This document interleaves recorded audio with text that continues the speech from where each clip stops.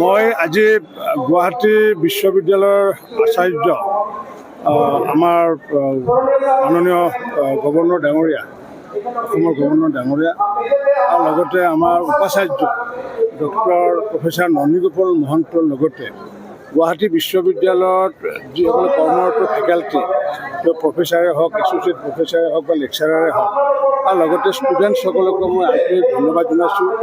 মই তেওঁলোকক এইবাৰ যি সৰ্বভাৰতীয় পৰ্যায়ত আজি যি ৰেংকিং যি বাহিৰ হ'ল, যি ভাৰত চৰকাৰৰ শিক্ষা মন্ত্ৰালয়ে খন্তেক আগতে ৰেংকিং ঘোষণা কৰিছে আৰু সেই ৰেংকিঙৰ আধাৰত সৰ্বভাৰতীয় ভিত্তিত ষ্টেট ইউনিভাৰ্চিটিৰ ভিতৰত আমাৰ গুৱাহাটী ইউনিভাৰ্চিটিয়ে ৯ নম্বৰ স্থান দখল কৰিব সক্ষম হৈছে।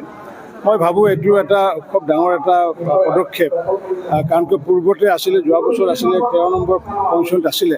13 নম্বৰ পজিশ্যনত অহাৰ পিছত এইবাৰ 9ম স্থানলৈ অহাৰ বাবে মই গুৱাহাটী বিশ্ববিদ্যালয়ৰ সকলো পৰিয়ালক ধন্যবাদ জনাইছোঁ আৰু বিশেষকৈ ডক্টৰ ননীগোপাল মহন্তৰ তাত উপাচাৰ্য হিচাপে যোগদান কৰাৰ পিছত নিশ্চিতভাৱে নতুন এটা গতি লৈছে, যাৰ কাৰণে হয়তো 9ম স্থান পাইছে। সকলোকে মই অভিনন্দন জনাইছোঁ।